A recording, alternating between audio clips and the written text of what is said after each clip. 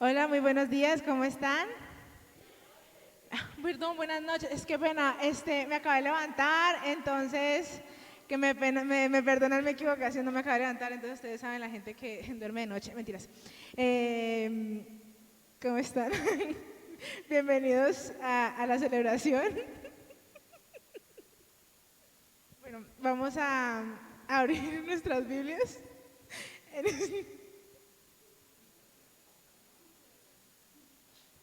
en Isaías 41. En Isaías 41, 13.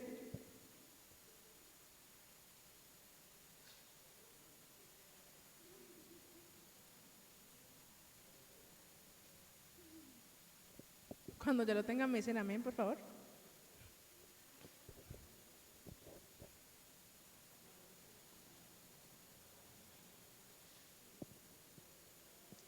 Isaías 41, 13.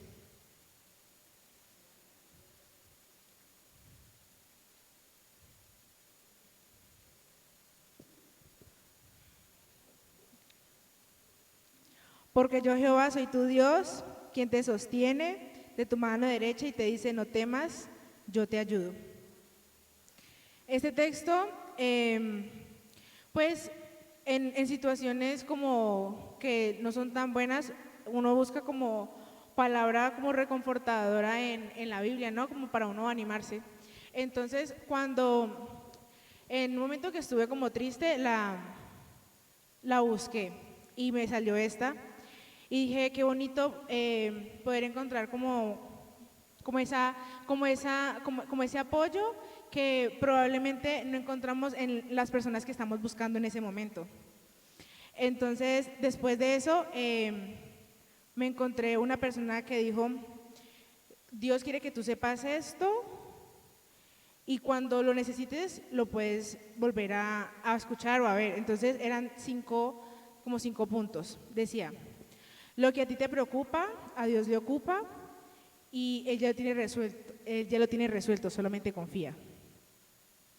Deseale a los demás cosas buenas y Dios mismo se encargará de que a ti no te falten. Tú haz tu parte, que es confiar, y Dios hará su parte, que es obrar. Respira. La culpa no puede cambiar el pasado, ni la ansiedad resolver el futuro, pero Dios todo lo puede. Un día entenderás que Dios no te negó nada, solo te salvó de lo que no necesitabas. Entonces, como esas palabras llegaron como en un momento como que, sabes, como que sí lo necesité. Entonces dije como que, pues no sé si tú me hablaste, le dije a Dios, no, orando con él. No sé si tú me hablaste o yo soy la que quiero escuchar esto, pero de verdad creo que esto sí me reconfortó y creo que es como que sí es de tu parte, no es como yo buscando aquí cosas que me motiven, no. Entonces, y eso me animó como a seguir adelante, y no solamente eso, como el pedir consejo, no es hundirme en la depresión, en que pobrecita yo, que no sé qué hacer, no puedo hacer nada, sino como que intentar buscar a personas que sí te puedan apoyar y que te aconsejen y te digan, bueno, podemos hacer esto, podemos hacer lo otro, y si no, entonces busca tus soluciones y podemos mirar si son viables o no. Entonces, es muy bonito poder ver cómo Dios pone esas personas que nos ayudan en nuestro camino. Entonces vamos a ponernos sobre nuestros pies y vamos a empezar la alabanza.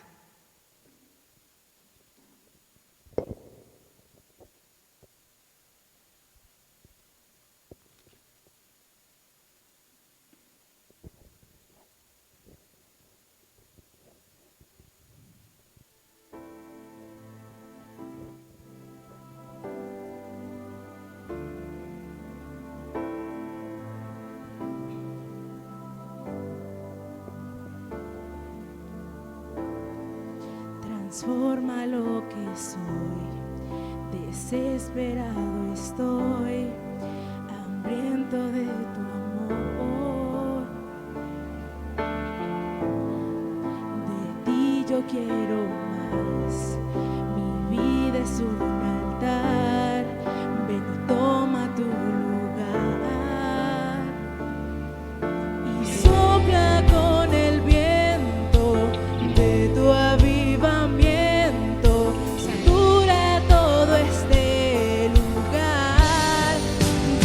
Espíritu descienda, aquí cuidamos tu presencia, el fuego de tu Espíritu no se apagará. Que tu Espíritu descienda, aquí cuidamos tu presencia, el fuego de tu Espíritu no se apagará, no se apagará, no se apagará, no se apagará, no se apagará.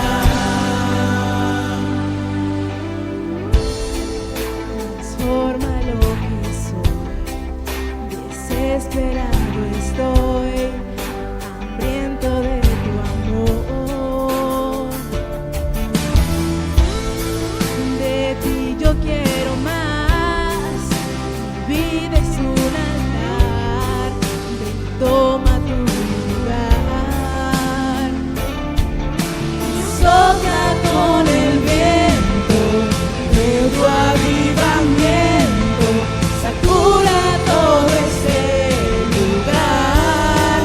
Que tu Espíritu descienda, aquí miramos tu presencia, el fuego de tu Espíritu no se apagará. Que tu Espíritu descienda, aquí miramos tu presencia, el fuego de tu Espíritu no se apagará, no se apagará, no se apagará, no se apagará, no se apagará, no se apagará, no se apagará, no se apagará, no se apagará.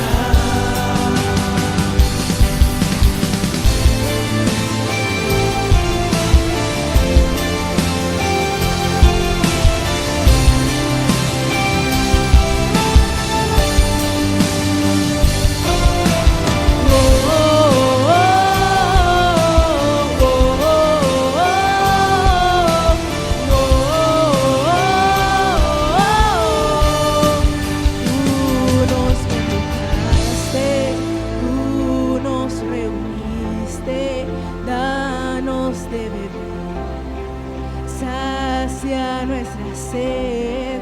Tú nos convocaste, tú nos reuniste, danos de beber, sacia nuestra sed. Y que tu Espíritu descienda, aquí cuidamos tu presencia, el fuego de tu Espíritu no se apagará.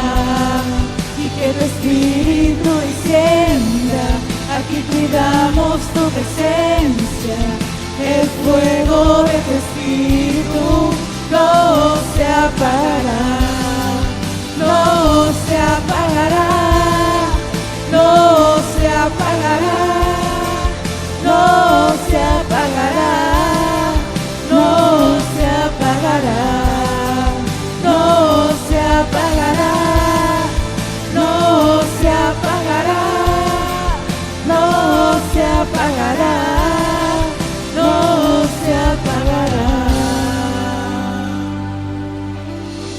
Gracias, Señor, porque podemos sentir tu mano todos los días en nuestras vidas. Muchas gracias, porque a pesar de que a veces tomamos caminos distintos de los que tú tienes predispuestos para nosotros, Señor, con lazos de amor, vuelves y nos traes, Señor, a lo que tú tienes para nosotros, Dios.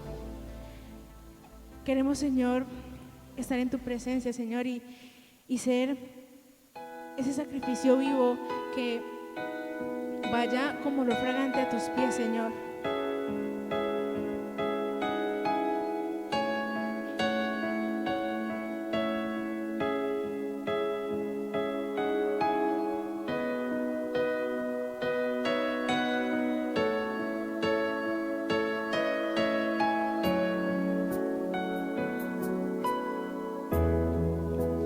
Mi creador, mi inspiración.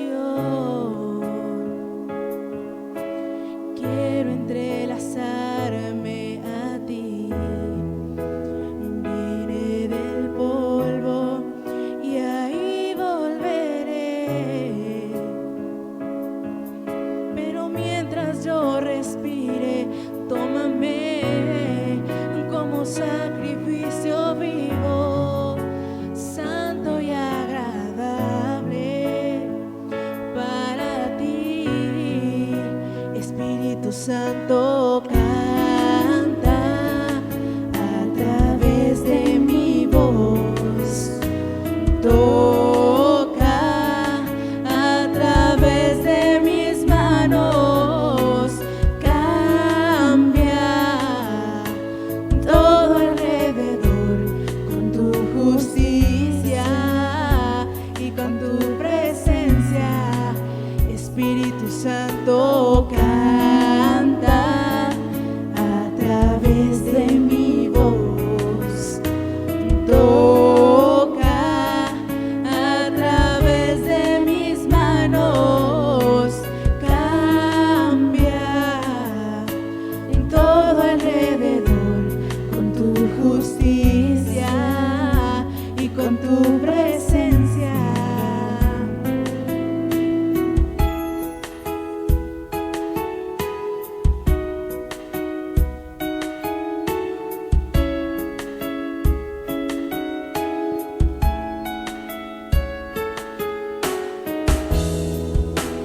Mi creador, mi inspiración,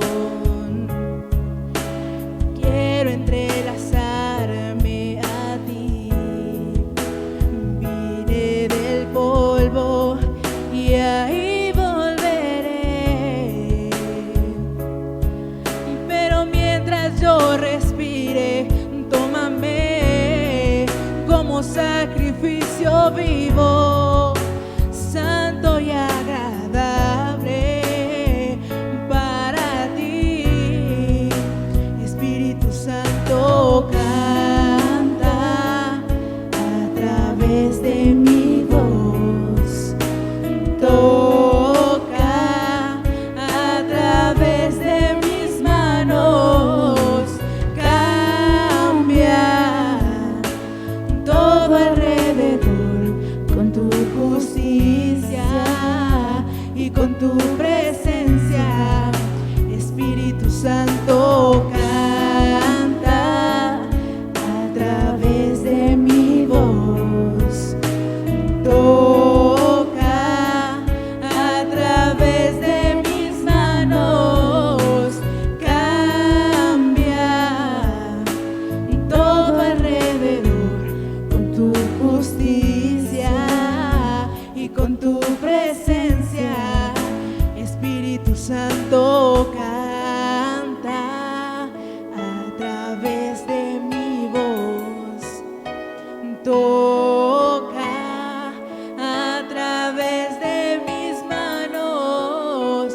Cambia todo alrededor con tu justicia y con tu presencia. Espíritu Santo, canta a través de mi voz. Toca a través de mis manos. Cambia todo alrededor con tu justicia y con tu presencia. Con tu justicia y con tu presencia. Señor, deseamos ser lámparas que reflejen todo de ti.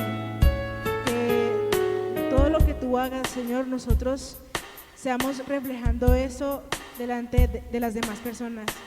Gracias por renovar tu misericordia y tu amor con cada uno de nosotros, Señor.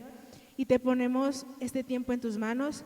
Ponemos la persona que va a predicar, Señor, que seas tú hablando a través de esa persona y sea edificándonos mucho más. En el nombre de Jesús, amén. Feliz noche, ¿cómo están? Dios los bendiga. Súper, denle un saludito a la persona que está a su lado. Dele, hola, ¿cómo está?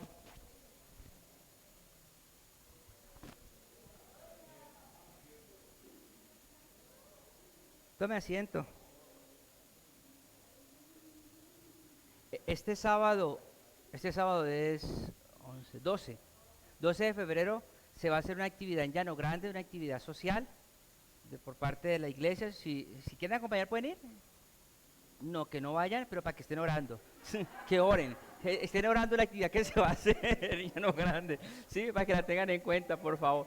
Sí, bueno, también si quieren ir, se pueden comunicar con Ocelita porque siempre se necesitan manos. Entonces, si usted quiere acompañar, con mucho gusto, se dice Ocelita, yo quiero ir.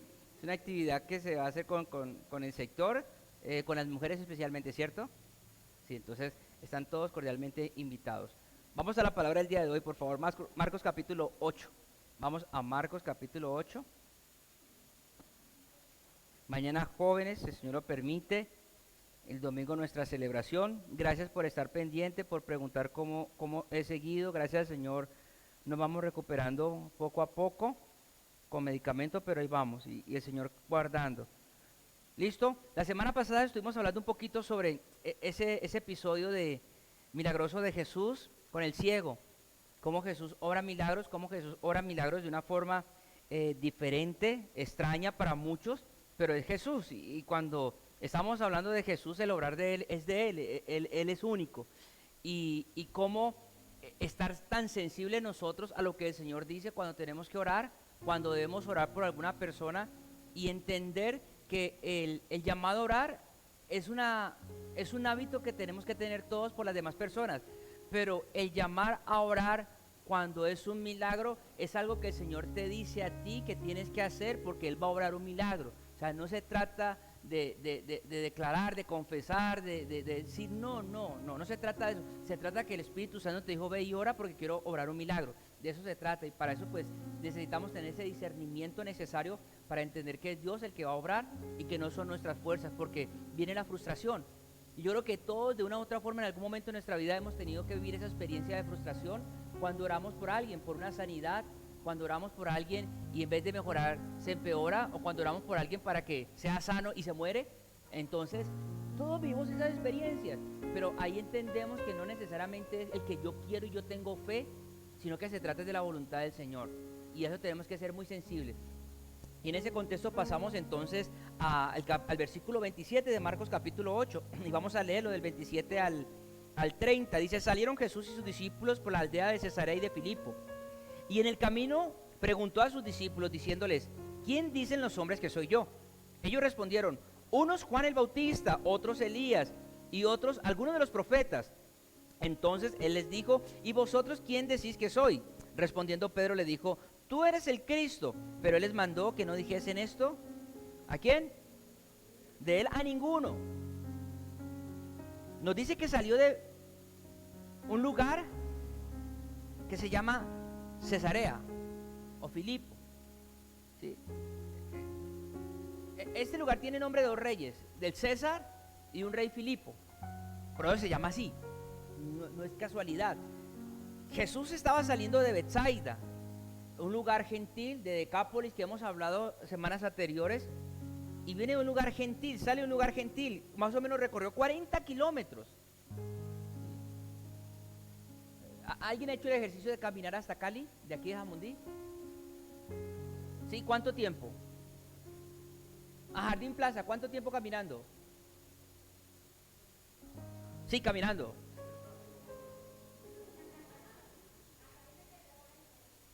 Tres horas y media caminando de aquí a Jardín Plaza. ¿De aquí a Jardín Plaza cuántos kilómetros hay? ¿Unos 17? ¿Cuántos? 13 kilómetros. Entonces 3 horas, 10 kilómetros. Estamos hablando de 40 kilómetros. ¿Cuánto tiempo entonces?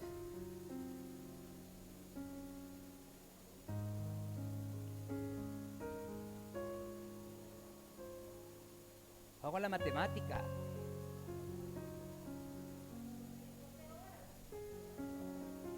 ¿3 por 4, 12? Sí, muy bien, multipliquemos. 12 horas. 12 horas caminando. De donde estaba Jesús se demoró 12 horas caminando, recorrió 40 kilómetros para llegar a Cesarea de Filipo. Entienda todo, y la idea es que usted siempre esté ahí en las sandalias de Jesús, ¿sí? No había Transur, no había pirata, no había motorratón. Era caminando en sandalias, en camino agreste. 40 kilómetros en unas 12 horas, a buen ritmo. El anunciar el Evangelio no necesariamente es sinónimo de comodidad. El anunciar el Evangelio, en muchas ocasiones Jesús mismo lo dice, es algo complejo y desafiante, porque a nosotros nos gusta un evangelio práctico y sencillo, y las cosas prácticas y sencillas son buenas. Yo lo digo muchas veces de acá, no compliquemos lo que está práctico y lo que es sencillo. Pero en muchas ocasiones cuando vienen las dificultades se nos hacen apremiantes y queremos pues tirar la posta o renunciar al proceso. No, el desafío es perseverar. El desafío es estar firmes y ver lo que el Señor quiere mostrar. Y nos dice en el texto que salieron Jesús y sus discípulos por las aldeas de Cesarea y Filipo, y en el camino, esa palabra del camino es muy importante, es demasiado importante. Ustedes recuerdan que dice que Juan vino a abrir camino en el desierto, ¿recuerdan? Bueno, hace referencia a ese mismo camino, la palabra es el mismo. Y luego me dice que Jesús va camino a Jerusalén. La palabra camino tiene que ver con una brecha que se abre en ese lugar, algo que se está abriendo. Y mire que Jesús empieza a abrir su ministerio en este espacio que acabamos de mencionar, Cesarea de Filipo, donde convergía los griegos, los romanos y los judíos. Griegos, romanos y judíos. La semana pasada estuvimos hablando de todo ese contexto que tenía el pueblo de Israel en cuanto a otras naciones. Se permeabilizaba. Y en este contexto donde está hay griegos, romanos y judíos. Por eso probablemente cuando él enseña la palabra encuentra aceptación, diferente a cuando enseñaba la palabra en Jerusalén. Porque en estos espacios no está la religiosidad que está marcada en todos estos otros lugares de Israel. Aunque los escribas y los fariseos lo seguían, ustedes siempre van a encontrar que siempre que Jesús hacía un milagro, siempre que Jesús enseñaba, estaban los escribas o los fariseos objetando todo lo que el Señor decía, no las demás personas. No las demás personas. Podemos preguntarnos nosotros, y lo hemos hablado muchas veces, ¿qué tanto nos parecemos a los escribas y fariseos? Que replicamos todo lo que está en la palabra. Y cuando digo replicar todo lo que está en la palabra no es afirmarla, es complicamos la palabra del Señor, complicamos la escritura, ¿sí? Yo en estos días estaba en una reunión y estaban hablando, si la ve me echan, yo creo, y estaban hablando sobre las primicias, y literalmente vendieron la idea que si yo no entregaba una primicia me iba para el infierno. Todo el mundo, no le miento, todos se pararon a echar una primicia. Y yo me quedé sentado. Yo era la mosca en esa reunión. Yo dije, yo no puedo creer cómo la gente se deja manipular, que si no entrega una primicia se va para el infierno. Cuando hablamos de tomar la palabra de una forma fuera de contexto, es tan delicado porque el común denominador, no porque diga la Biblia, es porque usted se lo contaron, es porque usted se lo dijeron, es porque usted lo creyó sin preguntar si era verdad o no. Que la gente copie al volumen, que la gente copie a lo que la gente, ¿cómo me explico? En mercadeo hay algo que se llama tendencias. Entonces, si la mayoría de gente le gusta el jean rojo, todos se ponen un jean rojo, porque son tendencias. Y las tendencias tienen que ver con todo lo que se está influyendo constantemente a través de los medios de comunicación, hablando de mercadeo, los comerciales. Pero cuando usted analiza, vístase como quiera. Mi hija ayer en el ensamble de alabanza me dice, papá, ¿me voy con corbata? Yo le dije, ayer vino con una camisa roja de cuadros rojos y negros y una corbata. ¿Me puedo ir así? Yo le dije, sí. Mamá no estuvo muy de acuerdo, pero yo le dije, venga así. Y contenta con su corbata, con su jean roto y con su camisa roja, no combinaba nada. Pero ella se combinaba ella misma. Mire, usted no tiene que combinar con todo mundo. Usted tiene que combinar es con Cristo. Solamente con Él. Usted no tiene que calar en una línea de que es que en esta iglesia somos así, no. Usted sea quien sea en Cristo. Y si alguien a usted lo quiere cambiar, ahí no es. Porque usted está buscando es a Jesús. Y usted se identifica es con Jesús. Y usted se quiere parecer es a Jesús. Usted quiere ser testimonio de Jesús. Y eso es importante porque estamos impregnados en una sociedad que el que no roba es bobo, del que no se presta para hacer un chanchullo es tonto. Y entonces muchas veces en la parte espiritual es así. Si usted no es así, no es entonces. Y mire que cuando Jesús viene en todo este contexto álgido de aquella época a enseñar algo nuevo, tiene problemas. Y cuando Jesús le pregunta a sus discípulos, ¿quién dice la gente que soy? Por eso hablé de todo esto. La gente le dice, ¿es que tú eres quién? El primero, Juan el Bautista. Los segundos le dice, tú eres Elías. Y luego le dicen, y si usted nota, eso mismo era lo que todo el mundo le decía cuando Jesús preguntaba quién era él. Es decir, que cuando se convierte algo en un rumor, todo el mundo lo repite. Voy a poner un ejemplo. Cuando hablamos de avivamiento, ¿a cuántos pastores usted ha escuchado decir, y viene un avivamiento? A cada rato hay un avivamiento. Entienda que los avivamientos, cuando vamos a la escritura, nunca vienen a un lugar, vienen a una nación, no a un lugar, a una nación. Entonces el avivamiento nunca empieza en una iglesia, en una nación, en una tierra, en un terreno, en un todo. ¿Sí me hago entender? Entonces es la importancia de entender lo que dice la escritura, de lo que dice la palabra. Porque cuando hablamos de avivamiento personalizado, entonces estamos excluyendo a los demás. Entonces es como decir, si usted no hace lo que yo digo, si usted no se parece a como yo soy, entonces usted es expulsado de la cobertura espiritual. Y es muy importante que tengamos eso totalmente claro. La gente le decía, es que tú eres Juan el Bautista, tú eres Elías o tú eres uno de los profetas. La gente especulaba. La gente especulaba acerca de quién era Jesús. Y como la gente especulaba, se convirtió pues en un rumor. Este es profeta. No, este es Elías. Este es Juan el Bautista. Y mire algo. La gente piensa en Jesús como el Mesías en aquella época, como ese buen hombre que llegó como profeta a dar buenos mensajes. Y muchas veces hoy en día se piensa de Jesús como ese man tan bacano que da un buen mensaje y que chévere. Porque aún nosotros esperamos un Mesías guerrero, un Mesías fuerte, no un Mesías hijo de hombre. Si no queremos ver a ese Mesías guerrero, y eso le pasaba al pueblo de Israel. ¿Por qué no la aceptación con Jesús? Porque en su contexto pensaban que iba a venir un David con espada en mano, que iba a destruir los romanos, que iba a restituir el pueblo de Dios como nación. No llega alguien a decir que va a enseñar algo nuevo. Lo primero, se fue en contra de lo que ya estaba hecho y creado, la religiosidad. Lo primero que hizo fue estrellarse con eso, estrellarla, chocarla y decir, os habéis dicho, pero yo os digo. Cambiar eso en el ser humano es complejo. Decir, usted aprendió que era así, ahora yo le digo que se haga así. Si no, pregunte cuántos remedios caseros hay para una gripa. Y usted, como dicen ahorita, yo le tengo fe a este.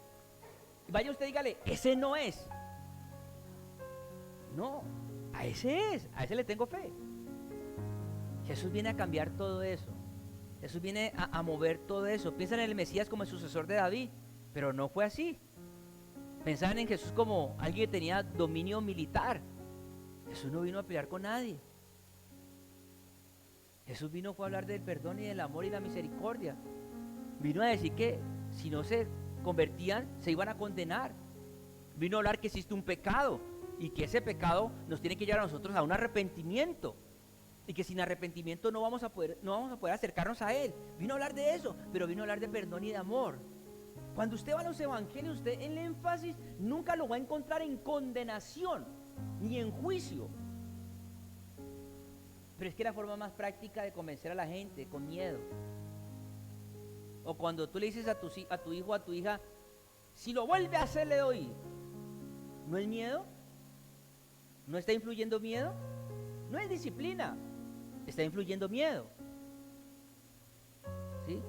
Una cosa es que usted hable con su hijo, con su hija y le diga, no lo hagas. Y tu hijo, por voluntad propia, no lo hace. Pero cuando tú empiezas a amenazar, influye miedo. Y cuando se trabaja con miedo, se obedece por miedo. Y Jesús vino a enseñar que se obedeciera por amor, no por miedo. Y eso es muy importante que lo tengamos en cuenta. Y pregunta, ¿quién dice la gente que soy yo? O sea, el concepto del rey que esperaba el judío se choca con el concepto de alguien que viene a hablar de amor, de perdón, de perdonar al prójimo, de llevar una milla más, que si alguien te pega en una mejilla, pon la otra.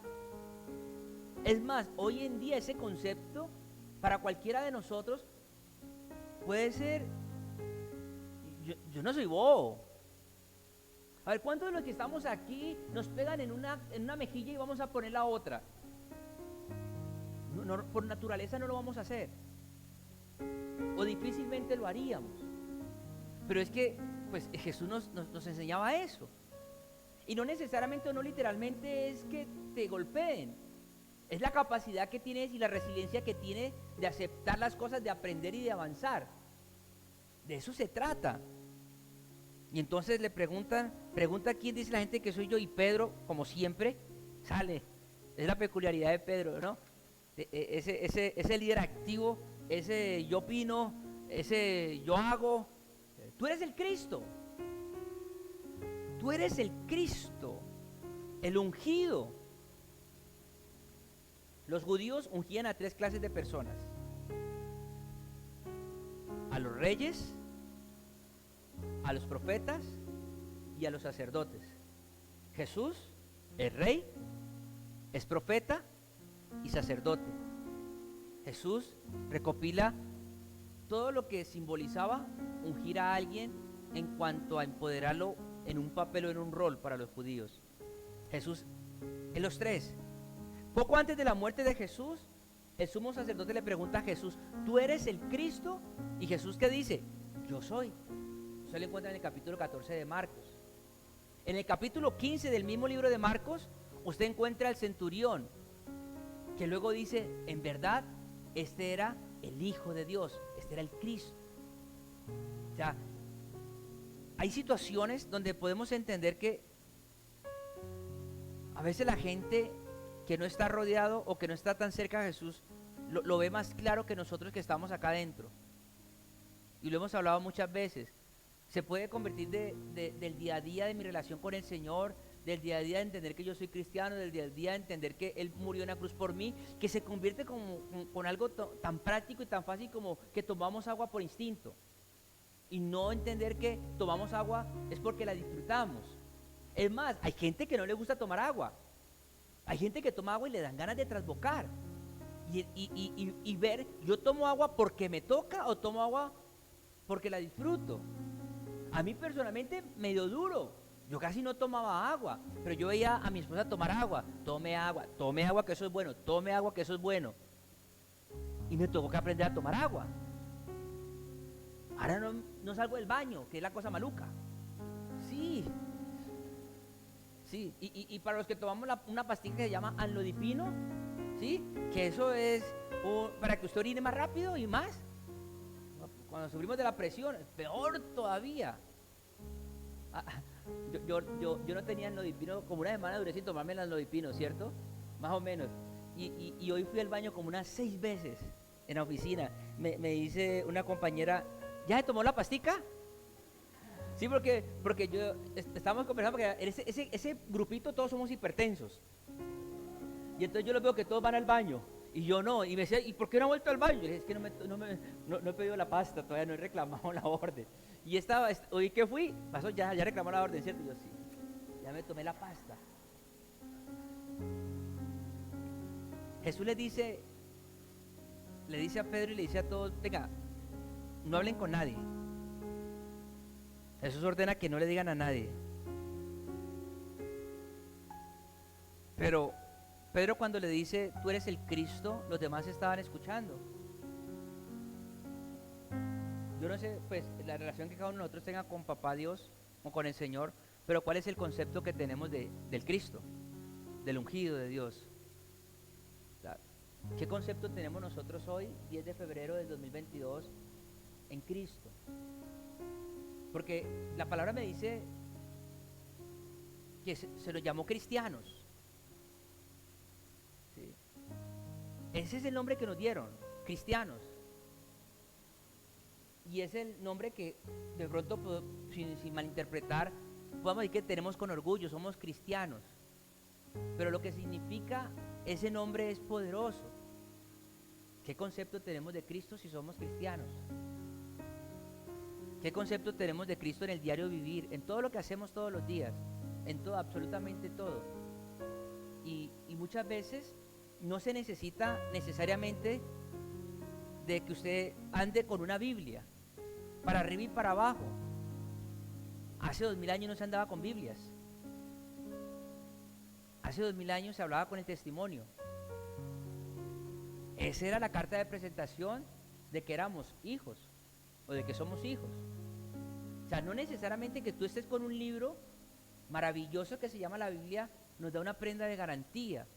Es más bien lo que está en ese libro que se revela en nuestra vida a través del Espíritu Santo, es lo que pone como ese sello de decir, una lista de chequeo y hágale que estamos en ese proceso. Es lo que el Señor nos muestra. Y ese Pedro empoderado le dice, oye, tú eres el Cristo.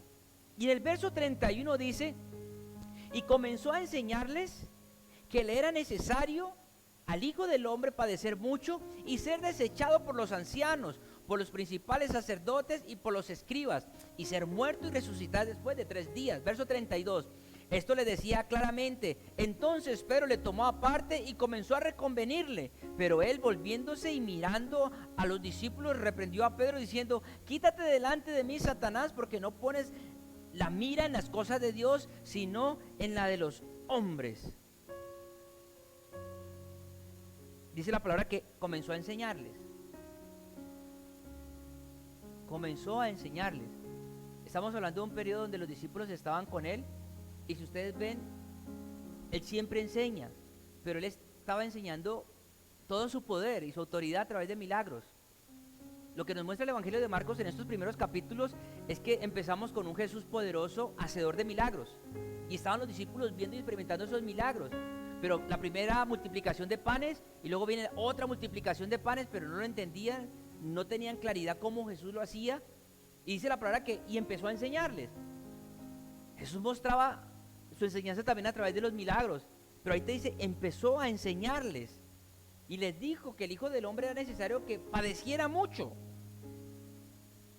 El ungido necesitaba padecer mucho, cumplir profecías del libro de Isaías, podría ser, pero les estaba diciendo cómo era el proceso. Les estaba diciendo cómo era el proceso. A mí no me gusta la electricidad, para nada. No me gusta la electricidad y yo puedo coger un cable y los breques estén abajo y yo sudo. Y tengo miedo en cualquier momento me va a pasar corriente. Y cuando uno estaba pequeñito, uno hacía las cadenetas que se cogían de la mano y hay un aparatico que le pasaba corriente, ¿sí? Y uno jugaba y se divertía. Hoy yo no me divierto con eso, yo no juego con eso, para nada. Para nada. Hay etapas donde usted disfruta algo, pero hay otras etapas donde usted, ya no. Yo veo, hay un programa en Discovery que se lo recomiendo, Deportes Extremos. Es espectacular. Y yo veo a esa gente que se tira en ese bungee jumping y se suben a esas máquinas y digo, tan bacano. Yo no me montaría. Se ve espectacular, yo no me montaría. Pero yo a veces digo, ¿será que yo sería capaz? ¿Será que yo sería capaz? Y después de usted estar montado ahí, ni modo. Mire,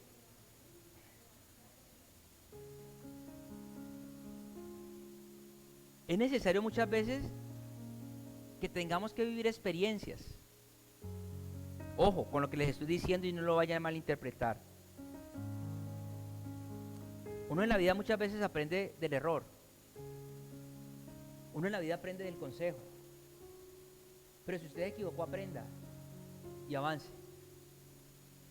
Si usted se equivocó, no se eche a llorar. Que usted tiene un Dios misericordioso y perdonador. Uno en la vida a veces aprende de las estrelladas. Es más, muchas veces usted y yo aprendemos con las estrelladas, porque por el consejo no aprendemos. Lo importante aquí es aprender y crecer. Este proceso que Jesús les dice a sus discípulos, mire, el Hijo del Hombre no tiene dónde descansar, vamos a ser perseguidos, voy a sufrir. De una u otra forma les estaba diciendo a sus discípulos, venga, espere que yo me muera, espere que yo resucite, espere que yo me vaya, a usted les va a tocar lo mismo. Y entendemos en ese concepto todo lo que tuvieron que vivir ellos, padecer ellos. Y Jesús les está diciendo, lo que se viene no es tan fácil, no es tan sencillo. Isaías 53:3, no vayan, le voy a leer solamente el texto bíblico. Fue despreciado y rechazado por los hombres, fue traspasado por nuestras rebeliones. Isaías 53:5. Fue cortado de la tierra a los vivientes y azotado. Isaías 53, verso 8. Eso es el Hijo del Hombre. El Hijo del Hombre debe. O sea, había que hacerlo, tenía que pasar. Debe, un imperativo divino.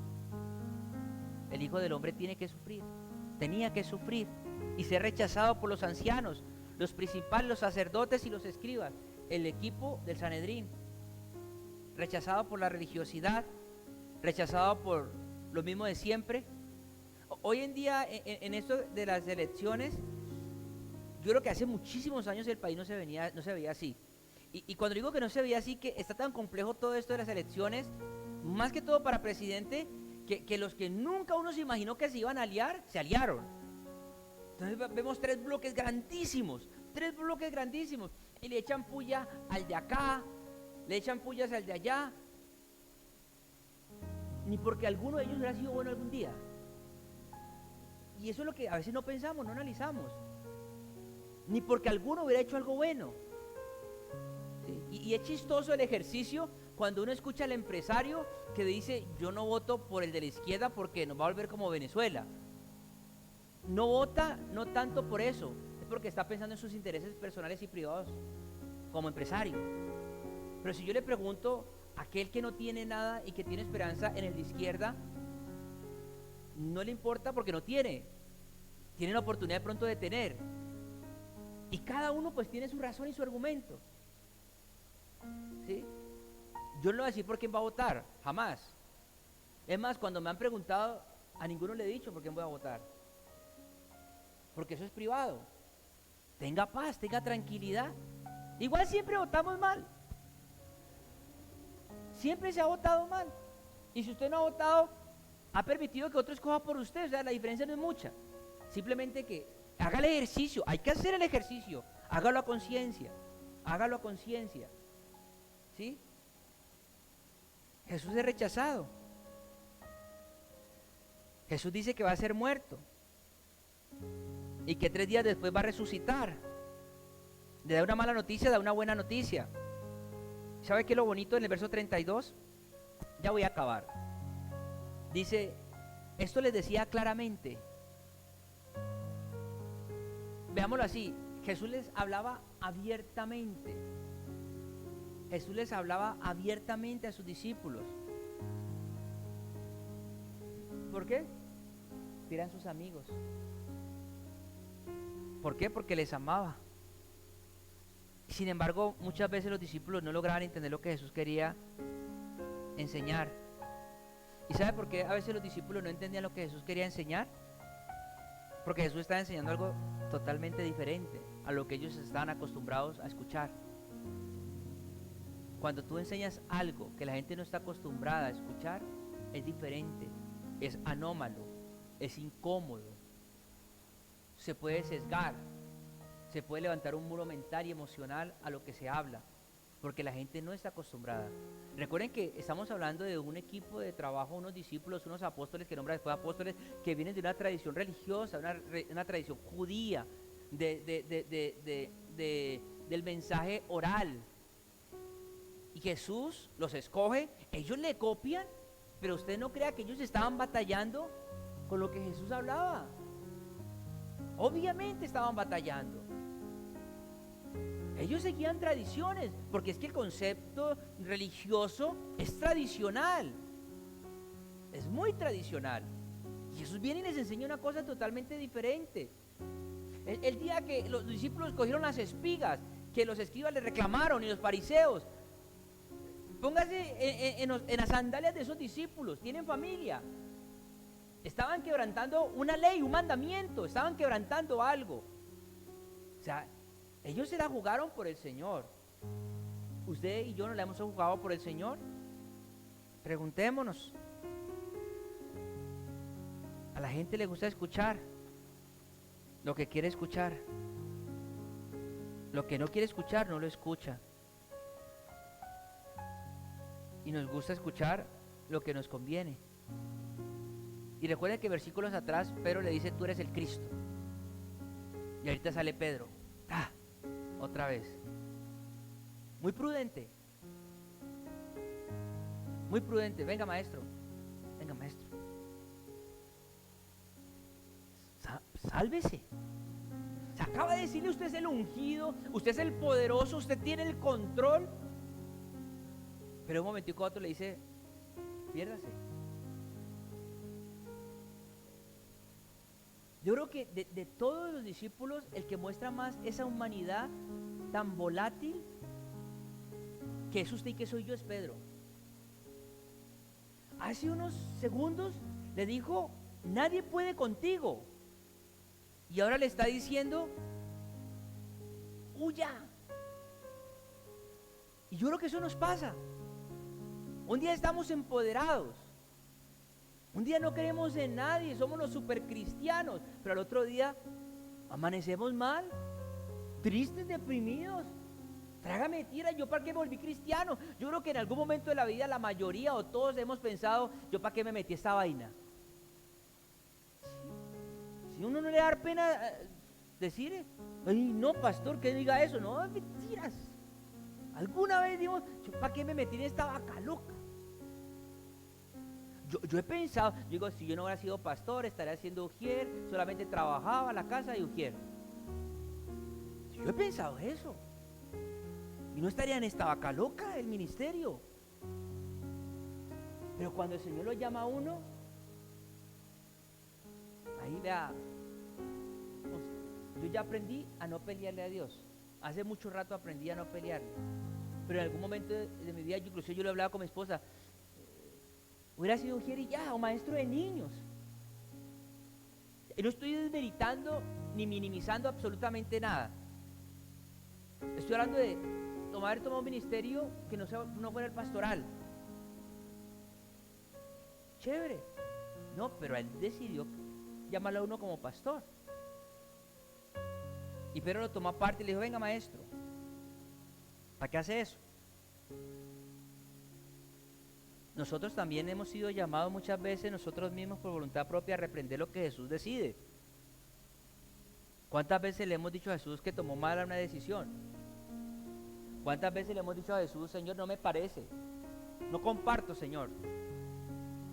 Porque nos creemos con autoridad, y cuando sencillamente se nos olvida que es la voluntad de Él.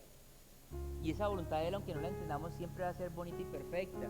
Es aprenderla. Recuerden las 3 A: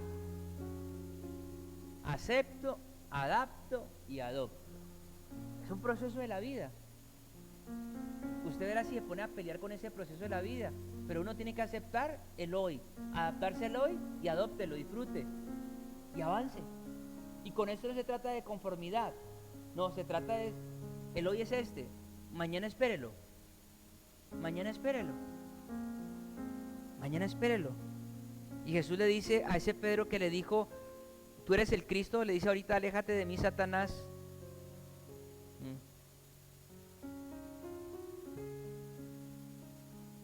Mire que Jesús no le dijo a un fariseo ni a un escriba, nunca le dijo Satanás.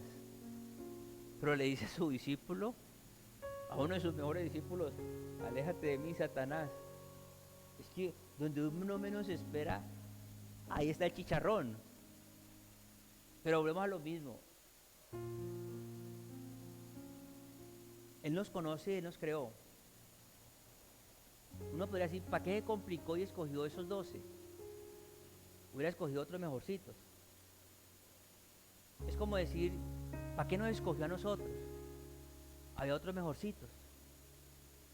No, pero nos escogió a nosotros y los escogió a ellos. Porque es que a él le gusta trabajar con la imperfección. A nosotros no. Y más cuando nos volvemos cristianos. Cuando nos volvemos cristianos se nos olvida el proceso que tuvo Dios y la paciencia con nosotros. Y queremos que todo el mundo vuele. Queremos que todo el mundo cambie. Queremos que todo el mundo se arrepienta, si no son unos pecadores y se van a condenar. Se nos olvidó lo que Él hizo con nosotros. Se nos olvidó el trato. Y regaña a Pedro, sí, y le llama la atención a Pedro. Pero luego vemos ese amor y esa misericordia. A veces se nos olvida pensar las cosas de Dios, y cuando en algún momento nos descuidamos en las cosas de Dios, podemos pensar como Pedro. Pero también cuando nos acordamos de las cosas de Dios, podemos pensar como Pedro también en lo que es provechoso. Y entonces Jesús nos muestra ese proceso. ¿Quién dice la gente que soy? ¿Qué decimos nosotros quién es Jesús? ¿Qué dice la gente de quién eres tú y quién soy yo? No con arrogancia ni prepotencia, sino que cuando alguien te vea a tus ojos, vea ese brillo y ese amor y ese perdón. Que cuando alguien te vea a los ojos, vea esa misericordia de Dios. Que la gente sea tocada por la mera presencia del Espíritu Santo, sin que usted y yo hablemos. Que la gente se le acerque a usted y le pregunte, venga, ayúdeme. Y usted le pueda mostrar a un Jesús, sin arrogancia y con humildad. ¿Quién dice la gente que soy yo? Dice Jesús. ¿Quién es Jesús para nosotros? Porque Jesús no se puede convertir en ese amuleto que guardamos o en esa estampita que metíamos en la billetera. No, ahí, Él no cabe ahí. Porque Jesús rompe los esquemas. Jesús no es de meterlo en una caja. Jesús no es de meterlo en una iglesia. Jesús es de vivirlo todos los días. Todos los días. Ese es Jesús. Ese es Jesús que me muestra la palabra. Es de Jesús que entiende y se siente bien cuando alguien lo afirma.